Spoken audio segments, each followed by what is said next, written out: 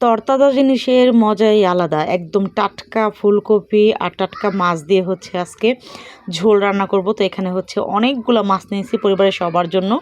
তো পাঙ্গাস মাছের মাথার অংশ, লেজা, তারপর হচ্ছে পিঠের চাকা নিয়েছি, লবণ হলুদ দিয়ে মেখে একদম লাল করে ভেজে নেব। লাল করে ভেজে ফুলকপি দিয়ে রান্না করলে অনেক বেশি ভালো লাগে। আর কেন জানি না সবাই মিলে একসাথে কোনো কিছু খেলে সেটার মজাই অন্যরকম হয়। তো মাছ ভাজা হয়ে গেছে, এ পর্যায়ে হচ্ছে মাছ ভাজার তেলটা দিয়ে দিলাম। তারপর হচ্ছে দিয়ে দিলাম ফুলকপি। আজকে হচ্ছে ঝোল রান্না করব, ফুলকপি আগে থেকে ভেজে নেব না।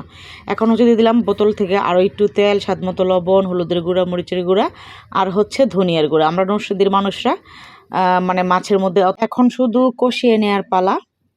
তো উল্টে পাল্টে খুব ভালো করে ঢাকনা দিয়ে ঢেকে এখন সময় নিয়ে কষিয়ে নেব।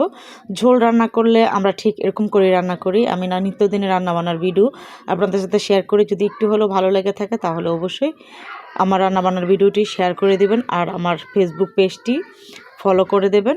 আর যদি ইউটিউব থেকে দেখে থাকেন তাহলে অবশ্যই আমার ইউটিউব চ্যানেলটিকে সাবস্ক্রাইব করে দিবেন। তো কষানো হয়ে গেছে, এ পর্যায়ে হচ্ছে দিয়ে দিলাম পরিমাণ মতো ঝোল। আর আমি কিন্তু পেঁয়াজ কুচি দিয়েছি, আপনারা দেখতেই পাচ্ছেন। সেটা কথার মধ্যে দিয়ে বলতে ভুলে গেছি। তো এখন মাছগুলো আমি সারি সারি দিয়ে শুধু ঢাকনা দিয়ে ঢেকে দেব। কোনো রকম বেশি নাড়াচাড়া করব না, তাহলে মাছগুলো ভেঙে যাবে।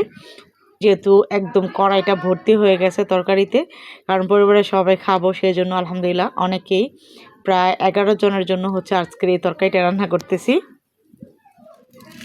তো একটু আলতোভাবে মাছটাকে উল্টে পাল্টে দিচ্ছি যাতে সমানভাবে মাছটা সেদ্ধ হয়। ফুলকপির তরকারি যখন বলক ওঠে, মানে ফুটতে শুরু করে, তখন খুব সুন্দর একটা স্মেল করে, মানে গন্ধ করে, ওইটা আমার কাছে অনেক বেশি ভালো লাগে। তো লাস্টে দিয়ে হচ্ছে ধনিয়া পাতা দিয়ে আমি রান্নাটা কমপ্লিট করলাম। ধনিয়া পাতা দিলে রান্নার স্বাদই আলাদা হয়, অনেক বেশি ভালো লাগে।